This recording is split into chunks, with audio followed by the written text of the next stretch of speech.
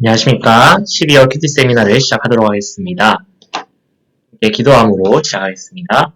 사랑의 하나님, 감사합니다. 오늘 저희 함께 12월 말씀을 함께 먼저 묵상함으로 또 큐티 가운데 하나님이 주시는 말씀을 더 풍성히 누리기 위해서 또 지식을 쌓고 공부하며 먼저 살펴보는 시간을 가지려고 합니다.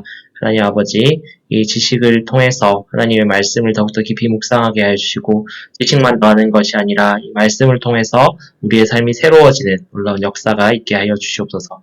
감사합니다. 예수님 이름으로 기도드립니다. 아멘.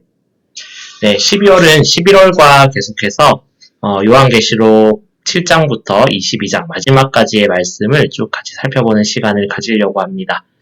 요한계시록 좀 본격적인 내용들, 좀 여러 가지 상징과 숫자, 예언들을 좀 같이 보는 시간이 될 것 같습니다. 함께 보도록 하겠습니다. 먼저 요한계시록 서로는 지난달에도 했지만 한 번 더 살펴보면 신약이고 당연히 계시록으로 따로 분류가 됩니다. 요한계시록 신약의 예언서라고 불리기도 하고요.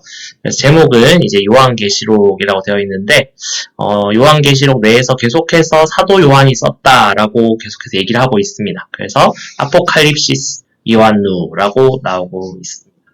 아포칼립시스라는 것은 뒤에도 나오겠지만 이제 계시는 라고 이제 번역이 됐는데 아포칼립시스는 숨겨졌던 것을 드러내서 보여준다라는 의미가 있습니다. 그래서 그 영어 버전 요한계시록도 이제 리빌레이션이라고 하는데 리빌이 이제 영어에서도 이렇게 가려졌던 것을 드러내는 그런 단어를 뜻하지 않습니까? 그래서 아포칼립시스도 마찬가지입니다. 하나님께서 그 전까지는 우리가 알 수 없었던 것들에 대해서 알려주시는 말씀. 그래서 그 한자로도 10개자를 써서 계시의 말씀이라고 얘기를 하고 있습니다. 그리고 이제 저자는 이제 사도 요한으로 보고 있는데 1장 1절 그리고 3절 9절 22장 8절 계속해서 나 요한이라고 계속해서 얘기를 하고 있고 초대 교부들이 계속해서 사도 요한이 썼다라고 얘기를 하고 있기 때문에 크게 우리가 아니다라고 할 만한 증거를 찾기는 쉽지 않을 것 같습니다.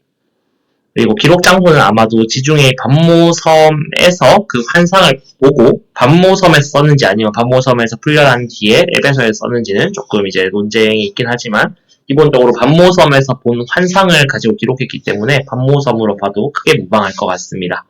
그리고 기록 시기는 81년에서 96년 사이에 도미티아누스 황제가 로마를 다스리면서 기독교인들을 대대적으로 박해하게 되는데 그때를 배경으로 하고 있을 것이다 라고 저희가 추정을 할 수 있습니다.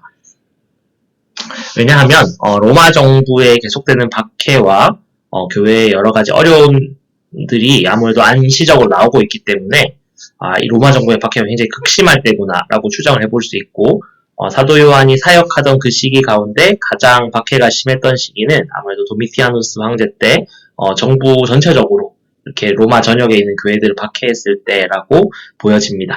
그렇기 때문에 소아시아 지역에 있던 좁게는 사도 요한이 사역했던 에베소를 비롯해서 그 주변의 소아시아의 7교회들로 볼 수 있고 또 넓게는 그 외에 모든 고난받고 있는 기독교 교회들을 위해서 쓴 것이라고 보는 것이 있습니다. 그래서 이처럼 초대의 소아시아의 7교회가 나오고 있습니다. 에베소가 사도 요한이 주로 사역했던 곳이고 버가모, 서머나, 두아디라, 사데, 빌라델피아, 라오디게아 이렇게 7개의 교회 지금의 튀르키예 지역의 중서부 지역에 있는 교회들을 향해서 이제 소아시아라고 불렀는데 이 소아시아의 7교회들을 향해서 쓴 것이고 여기에 반모섬이 작게 나오고 있습니다. 에베소 옆에 반모섬에서 유배를 당했던 것으로 우리가 추정하고 있습니다.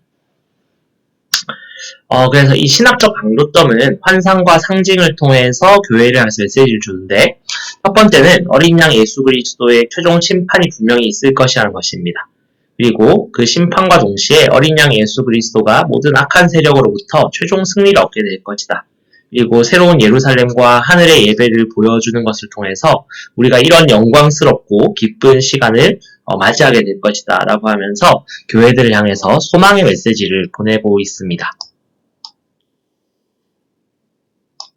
그리고 요한계시록 구성은 이제 다음과 같이 22장까지 쭉 여러가지 환상들과 계시들을 통해서 예수님에 대해서 그리고 최후의 심판에 대해서 우리의 최종 영광에 대해서 이야기하고 있습니다. 요걸 조금 다뤄야 될 것 같아서 짧게 좀 다루려고 하는데요. 요한계시록의 해석 방법이 크게 5가지 정도로 보여지고 있습니다. 첫 번째는 이제 과거주의 해석입니다. 이제 과거에 있었던 일로 그냥 해석을 하는 거죠. 사실 이 관점도 굉장히 필요하긴 합니다. 그래서 1세기 당시에 그 사도 요한이 그 교회들 향해서만 썼다라고 1차적으로 해석하는 것이죠. 그래서 기본적으로 좀 유익한 점이 있습니다. 당연히 최초의 독자, 1차 독자를 향해서 우리가 잘 이해하는 것이 말씀의 배경을 잘 이해하는 데 굉장히 많이 도움이 되는 것이죠. 그리고 이렇게 이제 해석을 하면은 이 과거주의, 굉장히 짧은 이 시기 내에서 이 여러 가지 예언들이 이미 실현된 것으로 해석하는 것입니다. 그래서 예루살렘 멸망의 예언, 조금 더 나아가서 로마 멸망의 예언으로만 보고 로마가 끝나면서 이 예언이 이미 끝났다라고 해석을 하는 것인데 사실 이렇게만 보기에는 요한계시록의 예언이 1세기 예루살렘 성전의 파괴나 그 다음 로마의 멸망을 완벽하게 좀 적용한다라고 보기 좀 어려운 부분들이 많다는 것입니다. 그래서 물론 1차적인 독자로서의 그들을 존중하고 그렇게 해석하는 것이 필요하지만 이게 다는 아니라는 것이죠. 두 번째, 역사주의적 해석이 있습니다. 이것은 요한계시록이 1세기 편지가 그 기록된 때부터 예수님의 재림 때까지 일어나는 교회의 모든 역사에 대해서 서술하고 있다라고 해석하는 것이죠. 그래서 이제 기본적으로 종교개혁가들이 이제 선호했던 방식이긴 합니다. 그래서 요한계시록에 등장하는 짐승을 교황으로 해석을 하거나 좀 다르게 보면은 요즘 같은 상황에서는 좀 666을 좀 과학적인 코드로 해석을 한다거나 바코드나 베리칩으로 해석을 하는 것도 이런 역사주의적 해석의 일종으로 볼 수 있습니다. 그래서 이런 것들이 분명히 있겠죠. 요한계시록에 나타나는 역사적인 사건들이 분명히 있는 것은 맞는데 이 해석의 단점은 역사적인 사건들을 모두 일일이 예언에 맞추려고 하다 보니까 좀 역사마다 그 예언을 다르게 해석하기도 하고 잘못 해석하기도 하는 그런 문제가 생길 수도 있다는 것입니다. 그리고 세 번째가 이제 미래주의적 해석인데 이것은 요한계시록을 먼 미래의 것으로만 보는 것이죠. 그 1세기 기독교인들에게 1세기 소아시아 교회들에게 있었던 예언을 그냥 미래에 있을 것만으로 해석해서 1세대에는 사실은 일어나지 않았다라고 해석을 하는 거죠. 그래서 굉장히 먼 미래에 일어날 일들로만 보기 때문에 1세기 독자들 혹은 또 우리에게도 사실은 별 아무런 적용점이 없는 말씀이 될 수도 있다는 겁니다. 그래서 조금 문제가 있고요. 그래서 이 미래주의적 해석도 크게 2가지로 나뉘는데 세대주의적 미래주의는 이 요한계시록에 나타나는 사건들의 순서가 실제 역사에서 일어나게 될 사건의 순서대로 똑같다라고 해서 그것들이 곧 다 온다는 것이죠. 7년의 환란과 그리스도의 통치와 아마겟돈 전쟁과 천년왕국과 그 다음에 세상 왕들이 일으키는 전쟁들 그리고 예수님의 재림과 최후의 심판 새하늘과 새 땅의 임재가 딱 그 문자 그대로 순서대로 나타나는 것으로 해석을 하는 것입니다. 그래서 문자주의로도 볼 수 있고요. 그 다음에 수정 미래주의는 물론 이 세대주의적 미래주의만큼 정확하게 딱딱딱 순서대로 일어나는 것은 아니지만 기본적으로 그 큰 사건들은 그대로 다 일어난다라고 보는 기본적으로 미래주의적 해석은 동일합니다. 그리고 상징주의가 있는데 이것은 요한계시록에 나타나는 모든 사건들을 무조건 상징적인 것, 관념적인 걸로만 해석을 하려는 것이죠. 물론 그렇게 봐야 될 것들도 있는데 모든 것을 다 그렇게 보기는 사실은 쉽지 않죠. 그래서 무천년설과도 좀 이어지는데요. 나중에 이제 천년왕국 좀 제가 설명을 할 건데 의인들이 통치하는 문자적인 천년이나 이런 것들은 무조건 전부 다 상징이다. 이렇게 좀 해석하기 어려운 것들은 다 상징이라고만 그냥 넘어가기 때문에 조금 어려움이 있다는 것입니다. 그리고 신학적, 치학적 해석인데 이것은 좀 여러 가지를 약간 이렇게 접목시켜서 보려고 하는 경향인데 1세기 역사적 정황을 같이 보면서도 반드시 역사의 인물이나 사건과 1대1로 막 대치하여 해석하지는 않는 방식입니다. 사실은 좀 건강한 해석 방식에 가깝죠. 그래서 이 여러 가지 환상들을 현실주의 정치의 미혹적 권력의 어떤 가면을 벗기고 인간 역사 경험에 대한 하나님의 진리를 좀 드러내는 방식으로 좀 해석을 하는 것도 나름 건강한 해석 방법 중에 하나라고 생각합니다. 그래서 네, 어쨌든 여러 가지 해석들이 좀 있고 이런 5가지 크게 해석이 있는데 이 모든 해석에 있어서 좀 장단점이 있는데 한 가지 해석으로만 좀 무조건 다 할 수 있다. 이렇게 하는 방식은 좀 아닌 것 같고 사도 요한도 아무래도 이 여러 가지를 염두에 두고 쓴 것으로 좀 보이는 흔적들이 많이 보입니다. 그렇기 때문에 1세기 교회의 성도들을 생각하면서도 또 시대를 초월해서 지금 우리에게 또 미래의 우리 후배들에게 읽혀질 하나님의 주권을 인정하는 하나님의 예언과 계시로서 좀 균형을 가지고 우리가 같이 좀 잘 해석하는 것이 필요하다라는 것이 또 제 입장이고 또 여러 건강한 신학자들의 입장이신 것 같습니다. 이렇게 해석 방법이 좀 몇 가지 있다. 좀 아시고 보면 좋을 것 같아요. 네, 지난달에 이어서 바로 7장으로 이어지는데요. 7장에 보면은 6째 인을 떼고 난 뒤에 나타나는 여러 가지 사건들이 좀 중간에 단막극처럼 중간에 들어가게 됩니다. 그래서 6째 인과 7째 인 사이에 일어나는 사건으로 보시면 될 것 같아요. 네 천사가 이제 나타나서 땅에 네 군대를 잡고 다려 있는데 그 중에서 이렇게 막 흔들어서 땅을 침판하려는 과정 가운데서 하나님께서 뭐라고 하시냐면 이마에 인침을 받은 자는 건드리지 말라, 해하지 말라라고 하고 있는데 그 수가 14만 4천이라는 것이죠. 그러면서 이스라엘의 12지파의 이름이 나오고 각 지파마다 12,000명씩 그리고 그것을 12개로 곱하니까 이제 14만 4천이 나오는 건데 이 12,000씩이라는 숫자는 사실은 좀 이거는 이제 상징적인 숫자로 해석이 가능할 것 같습니다. 이스라엘 사람들이 이제 12를 굉장히 의미 있게 봤는데요. 좀 더 의미를 깊게 해석해 가자면은 땅의 숫자 4와 하늘의 숫자 3을 곱해서 12가 나온다. 이스라엘 12지파 중요하니까 12 이렇게 보기도 하는데 그래서 12,000이라는 뜻은 1000이란 것이 요즘에는 사실 크게 보이지 않는 수이지만 예전처럼 많은 물자를 셀 필요가 없었던 시대에는 1000이면 굉장히 큰 수입니다. 그러니까 굉장히 큰 수를 그냥 곱한 거죠. 12에 큰 수 1000을 곱하고 그럼 12,000이 되죠. 이 12,000을 다시 12로 곱한 게 14만 4천입니다.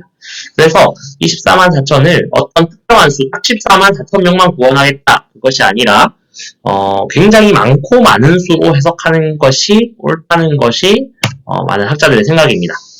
그래서 7장 9절에 보면 이걸 뒷받침하고 있는데 각 나라와 족속과 백성과 방언에서 아무도 능히 셀 수 없는 큰 무리가 나와서 예배를 한다. 아까 전에 14만 4천이었는데 그게 아무도 셀 수 없는 큰 무리다. 이렇게 또 바로 이어서 해석을 하고 있기 때문에 그냥 굉장히 많은 사람들을 상징하는 숫자구나. 하나님을 믿는 자들을 12지파로 구약의 12지파를 계승한 자들로 신약적으로 해석을 해서 굉장히 많은 숫자의 사람들이 하나님 앞에서 예배하고 있구나. 이거를 상징하는 거다라고 보는 게 더 합리적인 것 같습니다. 사실 그 당시 기독교인들의 수가 그렇게 많지 않은 상황에서 14만 4천도 굉장히 엄청난 수로 보일 수 있겠죠. 하지만 지금 역사 안에서 얼마나 많은 기독교인들이 있었겠습니까? 그래서 14만 4천 명만 구원하겠다고 보는 건 좀 아닌 것 같고 굉장히 많은 수의 후대의 사람들까지 더한 그 사람들이 예수님을 찬양하고 있는 장면을 요한이 목격했다는 것이죠. 그래서 이렇게 많은 사람들이 찬양하죠. 그리고 여기에 굉장히 유명한 구절 나옵니다. 저희 찬양으로 잘 알고 있죠. 큰 소리로 외쳐 이르되 구원하심이 보좌에 앉으신 우리 하나님과 어린 양에게 있도다 하니 모든 천사가 보좌와 장로들과 내 생물의 주위에 서 있다가 보좌 앞에 엎드려 얼굴을 대고 하나님께 경배하여 이르되 아멘 찬송과 영광과 지혜와 감사와 존귀와 권능과 힘이 우리 하나님께 세세토록 있을지어다 아멘 하면서 찬양하는 장면이 나오죠. 그리고 이 흰옷 입은 사람들에 대해 설명을 하는데 14만 4천 명이 흰옷을 입고 있는 거죠. 이 흰옷을 입은 사람들은 누구냐? 하니까 큰 환란에서 나오는 자들인데 어린 양의 피에 그 옷을 씻어 하얗게 한 자들. 그래서 옷이 하얗다는 거예요. 예수님의 피에 옷을 하얗게 한 자들이 바로 구원받은 자들, 하나님의 인침을 받은 자들이라는 것이죠. 그리고 8장에서 드디어 6번째 인에 이어서 7번째 인이 나옵니다. 그때 이제 7 천사가 7 나팔을 받는 장면이 7째 인에서 이어져서 나오는 것이죠.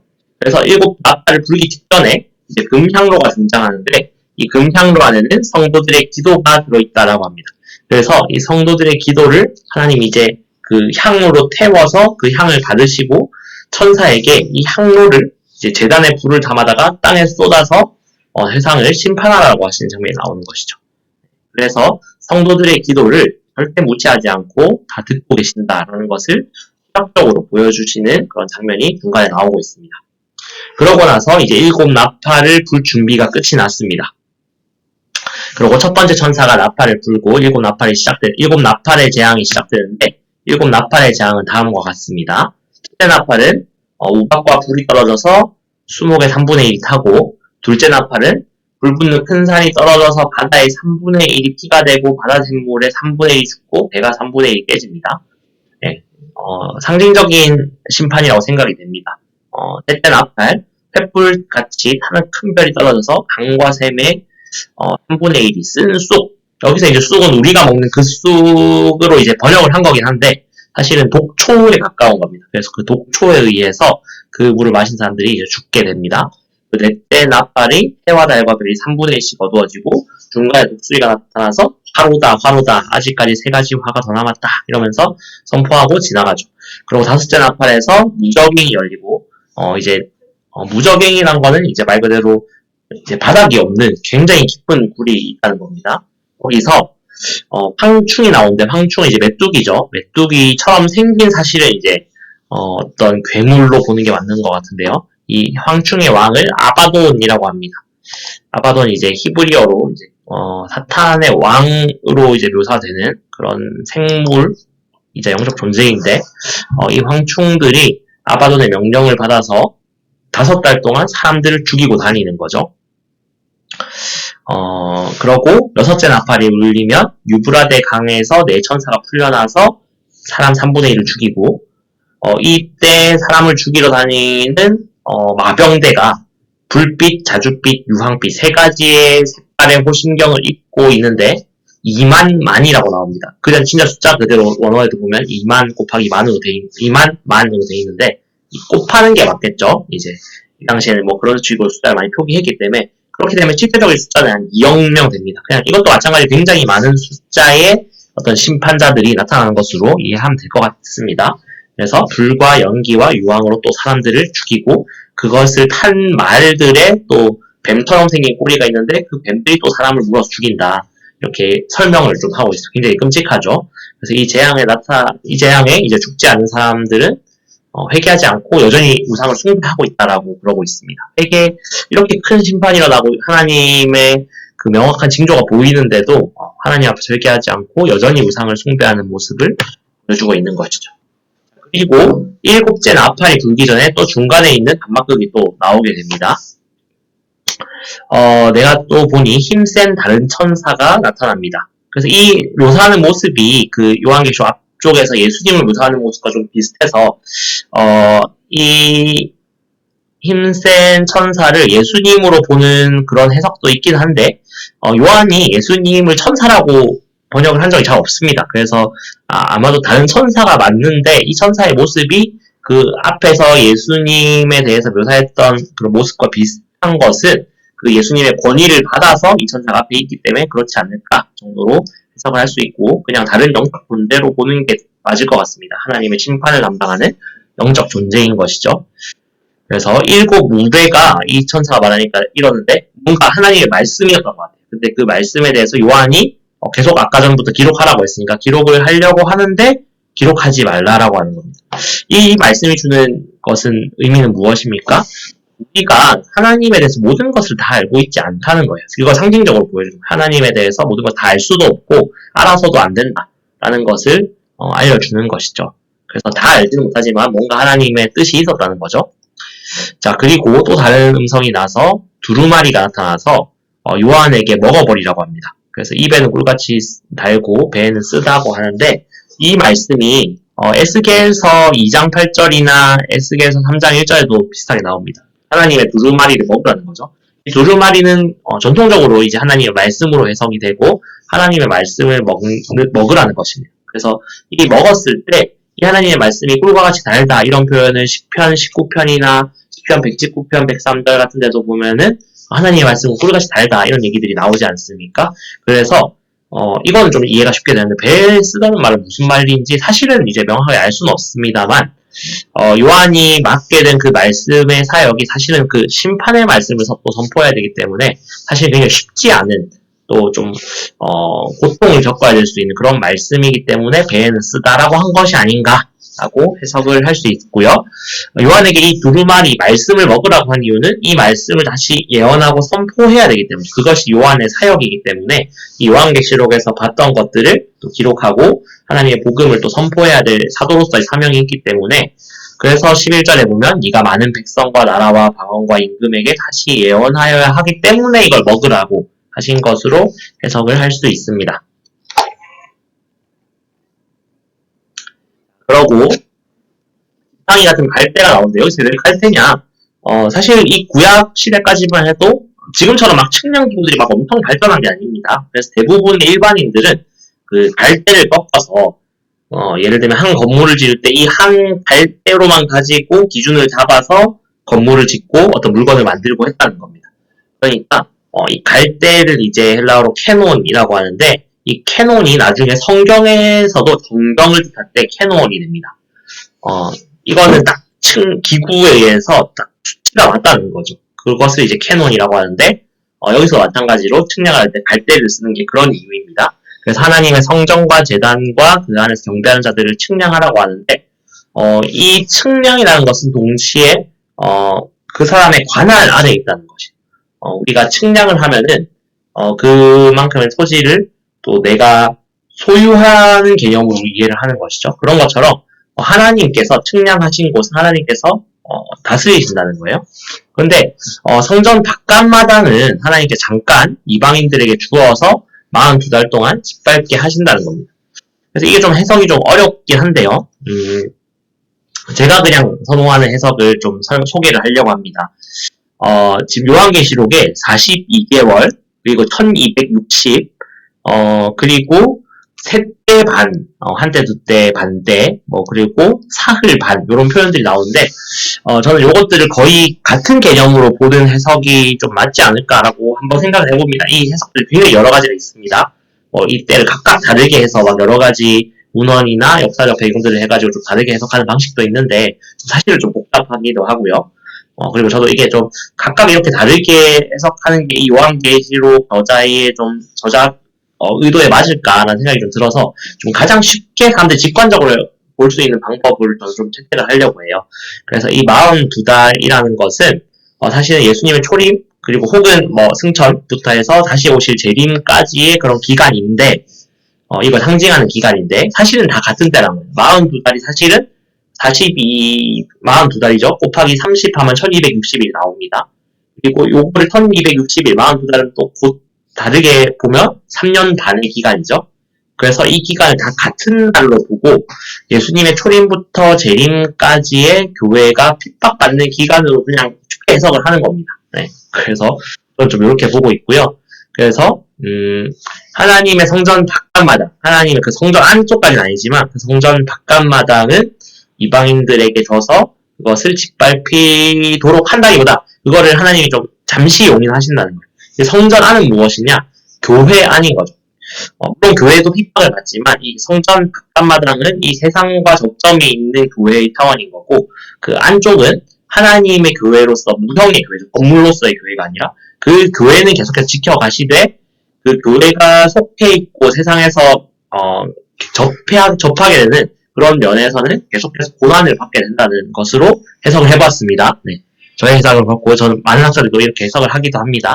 좀 쉬운 해석으로 저는 보려고 합니다. 그래서 42달, 이 40이라는 정확한 숫자의 개념이 뭔지 모르겠지만 제법 긴 기간 동안 짓밟힌다는 거죠. 그러고 그 기간 동안 이제 두 증인이 나오는데 이 두 증인도 좀 어렵습니다. 그래서 여러 가지 해석들이 있는데 구약과 신약이다, 구약의 선지자와 신약의 사도다, 이럴 수도 있는데 여러 가지 다 맞다라고 보고요.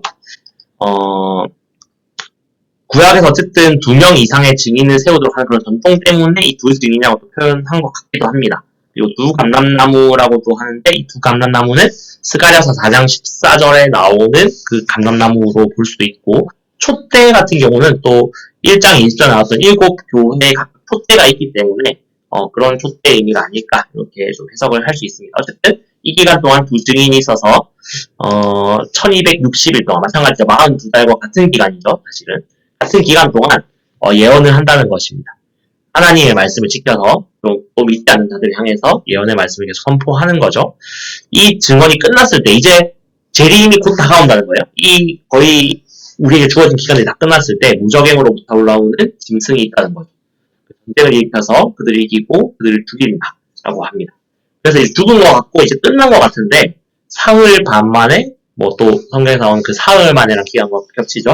그 사흘 반 동안 시체를 막 이렇게 욕보이는데 결국에 이 시체들 가운데 하나님의 생기가 들어가서 부활한다는 거. 성도들의 부활을 또 암시하죠. 네, 어쨌든 이렇게 해서 아직 끝난 게 아니고 그 사탄의 세력들이 교회를 잠시 짓밟는 시간이 있겠지만 아직 끝난 게 아니라는 겁니다. 그러고 이제 일곱째 찬사의 일곱 번째 나팔이 울리게 되죠. 그래서 일곱 번째 나팔이 이제 울릴 때는 큰 음성들이 나와서 이르되 세상 나라가 우리 주와 그의 그리스도의 나라가 되어 그가 세세토록 왕노릇 하시리로다 하면서 굉장히 이제 끝나는 것을 선포를 합니다. 그러고 나서 12장이 되면 또 다른 사건이 나오는데 기본적으로 요한계시록은 제가 봤을 때는 시간 순서대로 해석하는 것이 좀 적절하지 않은 것 같아요.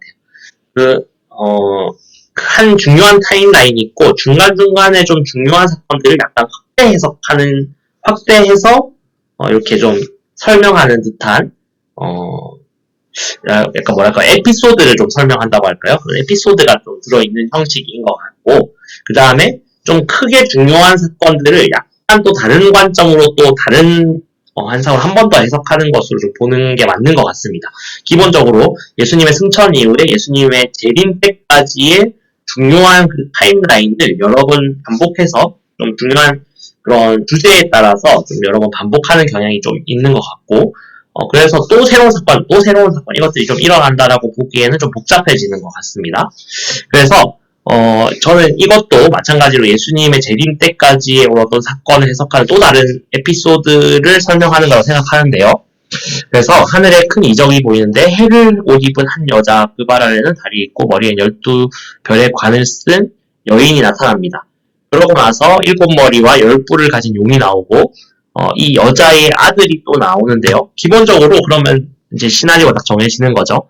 이 여자는 누구인가? 어떤 학자들이 성모 마리아를 얘기하기도 하는데 대부분의 학자들이 마리아 개인으로 보는 것은 좀 사건에 뒤에 나오는 어떤 맥락과 좀 맞지 않는 것 같고 구약과 신약에서 나타나는 하나님의 백성들로 해석하는 게 옳다라고 보는 것 같습니다. 그리고 7머리와 10뿔을 가진 용 당연히 이제 뒤에도 설명이 나오는데 옛뱀이고 마귀고 사탄이다 라고 설명합니다. 창세기까지 거슬러 올라가는 거죠. 우리 인간을 유혹하고 하나님으로부터 떠나도록 했던 악한 영적 존재, 하나님을 방해하고 이 땅 가운데 악한 일들을 일으키는 존재로서의 사탄의 그 모든 세력을 용으로 설명을 하는 거죠. 그리고 이 여자의 아들은 이제 메시아 예수 그리스도로 보는 것이 합당해 보입니다. 근데 여자가 왜 예수님을 낳느냐? 구약과 신약에서 하나님을 향한 믿음을 지켜가는 이 백성들, 하나님의 자녀들이 바로 이 여자인데, 설명을 보면, 여자가 아들을 낳았어요. 하나님을 믿는 자들이 물론 사실은 이제 명확하게 따지면 예수님이 오셔서 교회를 세우셨지만, 우리는 이제 메시아를 고대하는 거죠. 그런 차원에서 메시아가 오시길 기다리는데, 메시아가 지금 나왔는데 없고 하나님 앞에 이미 가 있고 여자는 광야 가운데서 광야는 이제 구약 시대부터 고난과 인내의 장소죠. 그곳 가운데 도망해서 1260 여기서도 1260일이 나옵니다. 재림 때까지의 기간이라고 해석하면 쉽다고 했죠. 그러니까 재림 때까지 이 여자가 기다리고 있다는 거예요. 그를 양육하기 위해 하나님께서 이 예비하신 광야에서 이 여자가 훈련받는 거고 하늘에 그동안 전쟁이 있습니다. 미가엘 하나님의 부리는 천사의 장으로 나오죠. 그래서 미가엘과 그의 사자들이 용과 싸우는데, 용의 사자들도 싸우지만 이기지 못해서 하늘에서는 이제 용들이 있을 곳이 없어서 땅으로 내려온다는 겁니다. 그러면서 이제 여자를 막 화가 나가지고 이제 여자를 찾아다니는데, 여자가 독수리의 날개를 받아서 광야 자기 곳에 날아서 거기서 또 뱀의 낯을 피하여 뱀도 용입니다. 한 때와 두 때와 반 때 합치면 몇이죠? 3.5죠. 3.5. 그러면 1260일, 42개월, 또 3년 반 같은 기간이죠. 그 예수님의 재림하실 때까지 양육을 받으면서 이제 기다린다는 겁니다. 네, 뭐 다른 해석이 있을 수도 있습니다. 그 다른 해석 무조건 틀렸다는 것도 아니고 무조건 이렇게 해석해야 된다는 것도 아닌데 기본적인 맥락이 요한계시록이 그렇게 알려준다는 것이죠. 교회가 고난 받는다는 것이죠. 예수님을 믿는 자들의 모임, 교회가 고난을 받는데 이 뱀이 공격하지만 완전히 무너지지 않는다는 거예요. 비록 고난을 겪지만 하나님께서 도우시고 완전히 무너지지 않고 보호를 받는다는 것이죠. 또 다르게 또 이 사건을 해석합니다. 바다에서 한 짐승이 나오는데 뿔이 10이요 머리가 7이라. 아까 그 용이죠.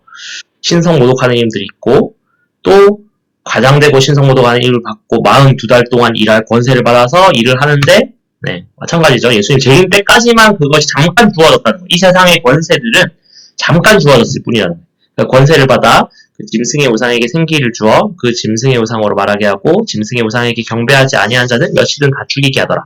사실 이 짐승이 그 바다에서 나온 짐승이 아니고 그 어린 양의 뿔을 닮은 것을 가지고 있는 또 다른 짐승인데 그 짐승이 앞에 용에게서 권세를 받아서 우상들에게 절하게 만든다는 겁니다.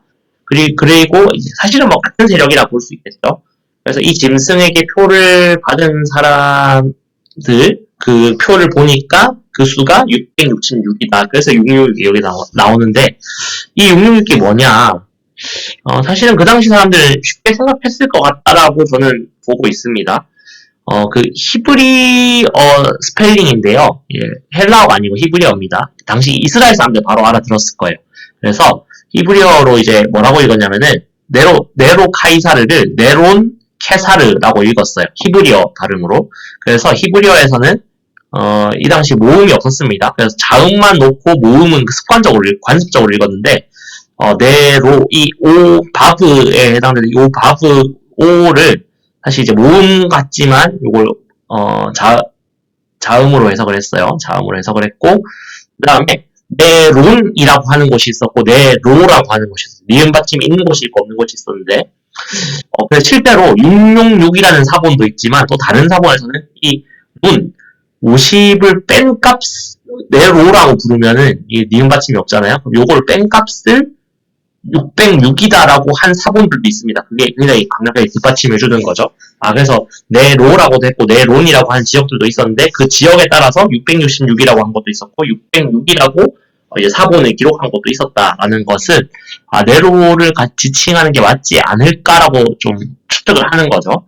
자, 그러다 보니까 이제 사람 이름 뭐 네로 아니고 다른 사람이 될 수도 있는데 제일 유명하고 이 맥락에 맞는 것이 이제 네로이기 때문에 그렇게 해석을 하는 거죠. 그래서 이런 식으로 그 각 글자의 숫자 값을 붙여서 더하는 방식의 암호문을 만드는 방식을 이제 게마트리아라고 했는데 처음엔 이게 굉장히 좀 희귀했지만 나중에 갈수록 이게 굉장히 좀 쉽게 사용되는 언어 유희여서 알만한 사람들은 다 아는 거였습니다. 그래서 네로 케사르, 네로 시저죠. 네로 황제가 유대인들 중에서 기독교인들 굉장히 많이 어렵게 했기 때문에 지금 이제 네로 시대는 지나갔습니다.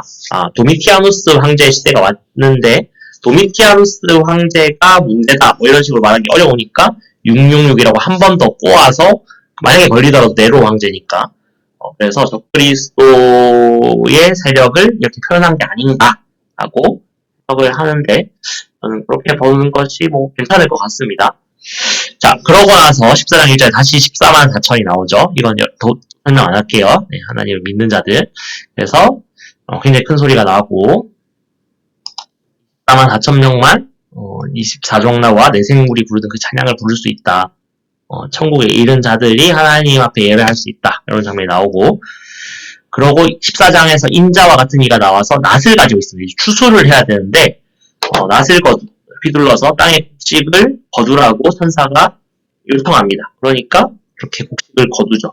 그리고 또 한 번의 추수가 일어나는데 예리한 낫을 휘둘러서 포도송이를 거둔 다음에 이 포도를 따서 하나님의 포도주에 던지는데 이 포도주들이 하필 진노의 포도주들입니다. 그래서 그 진노의 포도주틀에 이 포도가 들어가서 눌러서 밟습니다. 옛날에 발로 밟기도 하고 그 위에 나무판 얹어서 밟기도 하는데 그 틀에서 이걸 밟으면은 포도즙이 나오잖아요. 포도즙이 나오고 이 포도즙을 발효시켜서 포도주를 만드는데 이 포도즙이 나오는 장면이 좀 피랑 비슷하다 보니까 사람들이 굉장히 잔인한 전쟁이 일어났거나 학살이 일어났을 때 이 틀에 밟힌 것 같다는 표현을 이미 많이 썼었어요.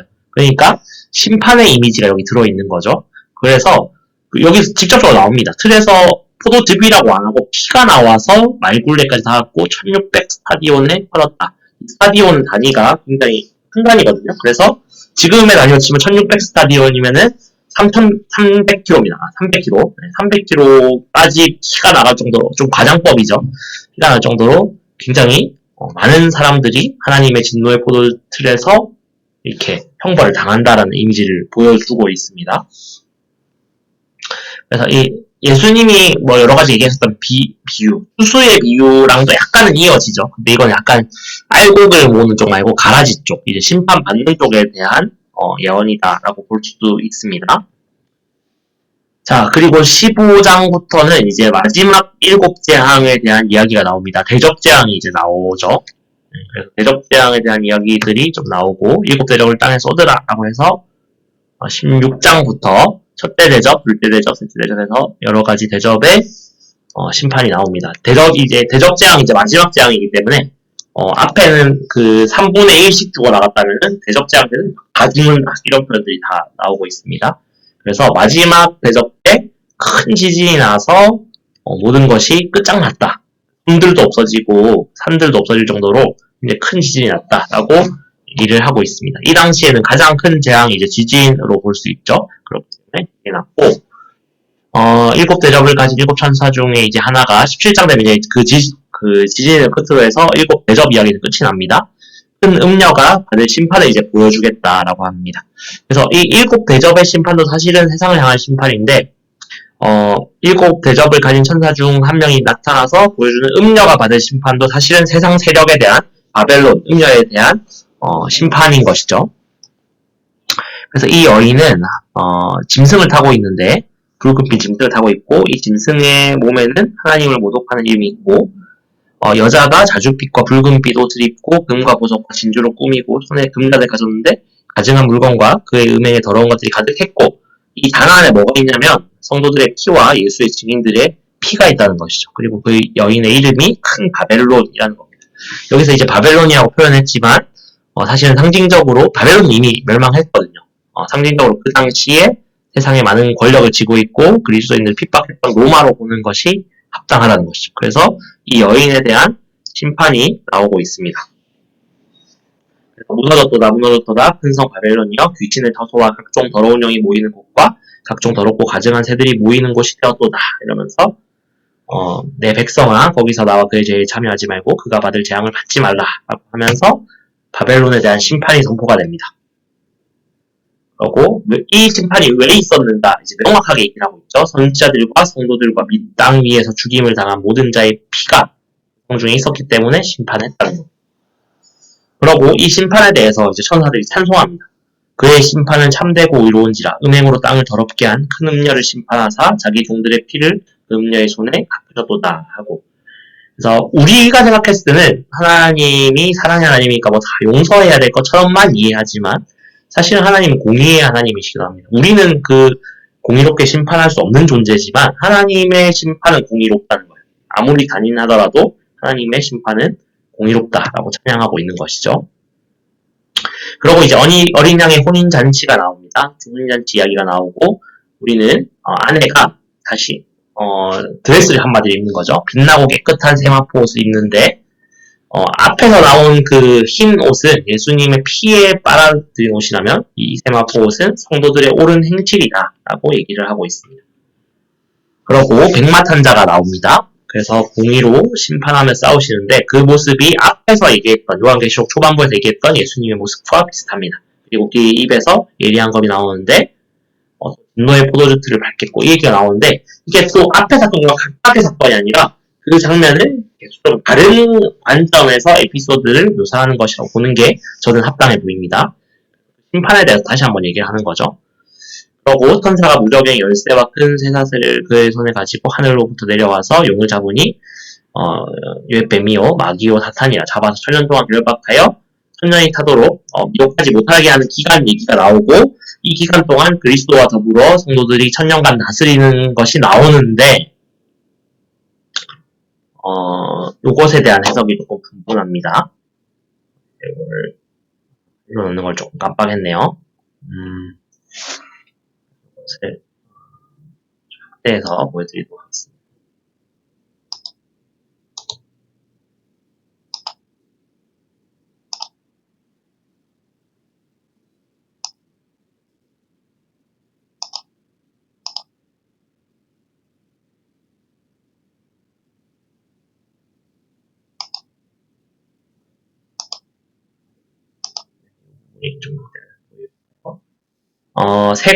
크게 세 가지 천년설이 나오는데, 첫 번째는, 전천년설입니다. 전천년설인데,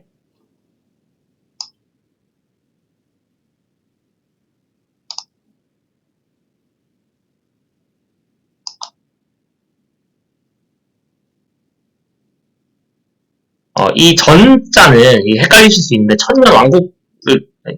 천년왕국에 대한 이야기인데요. 전자는 천년왕국이 기준이 아니라 예수님의 재림이 언제냐는 겁니다. 그러니까, 예수님의 재림보다, 이제 예수님의 재림이 먼저 있어서 전천년설입니다.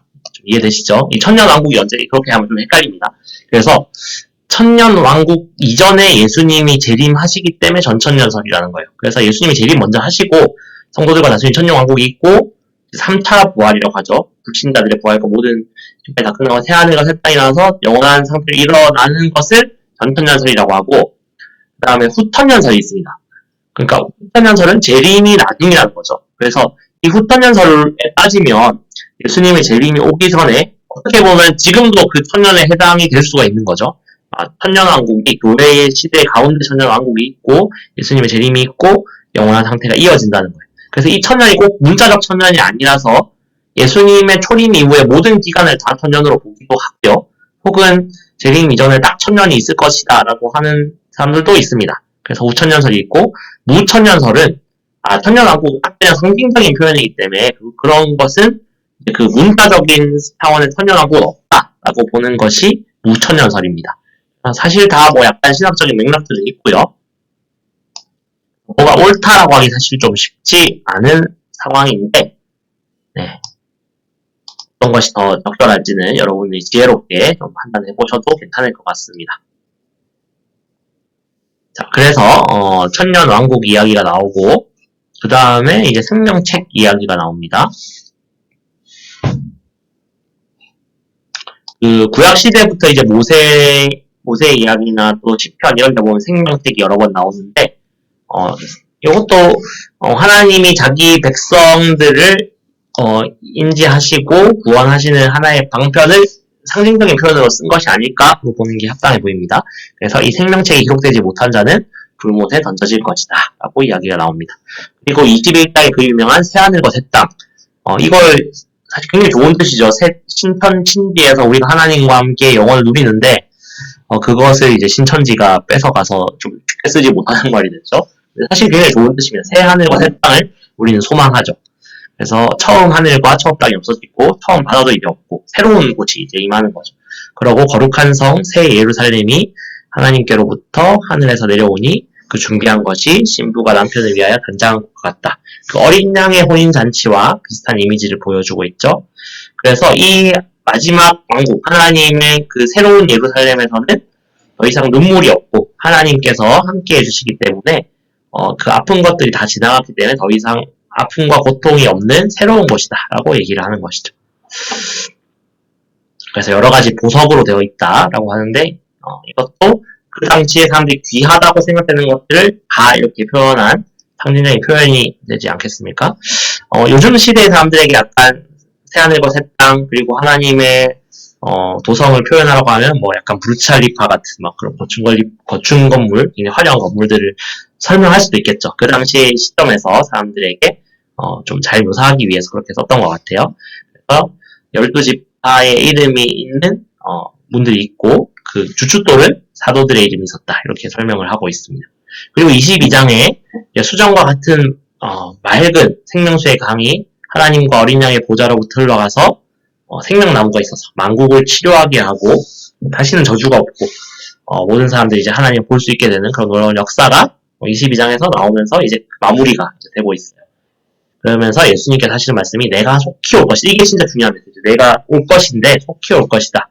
줄 상이 딱 그러니까 정말 인내하고 기다려라 라는 소망의 말씀을 두는 것이 이 요한계시록의 정말 핵심 포인트인 것이 여기서 이제 나오는 것이죠. 그래서 요한계시록은 뭔가 기기스럽고 무서운 것을 알려주는 그런 책이 아니라 정말로 다시 오실 예수님에 대해서 우리가 소망하고 이 땅 가운데서 우리가 어떤 태도로 이겨내야 되는지 어떻게 인내해야 되는지 왜 인내해야 되는지를 알려주는 그런 귀한 말씀이라고 볼 수 있습니다. 그래서 마지막 20절 그리고 21절의 말씀이 참 은혜롭죠. 내가 진실로 속히 오리라 하시거늘 아멘 주 예수여 오시옵소서. 마라나타의 신앙이 여기서 나오고 있습니다. 주 예수의 은혜가 모든 자들에게 있을지어다. 아멘.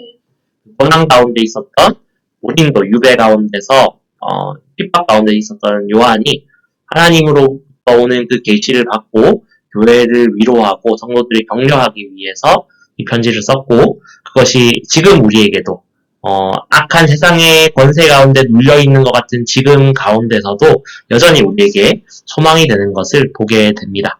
요한계시록 이렇게 마무리하려고 하는데요. 여러분들 말씀 묵상하시는데 조금이나마 저희 설명들이 좀 도움이 됐기를 축복합니다. 기도함으로 마치겠습니다.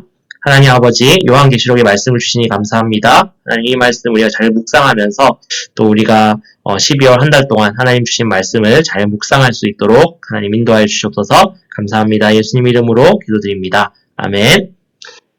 그리고 한 가지 성탄절 특기는 사실은 또 복음서 말씀이라서 여러분들이 그냥 쉽게 또 이해하실 수 있을 것 같아서 제가 특별히 이번에 다루진 않았습니다. 요한계시록만 해도 제법 분량이 많았기 때문에 오늘은 여기까지만 하도록 하겠습니다. 성탄절 큐티도 각자 잘 묵상하시길 축복합니다. 네, 이상입니다.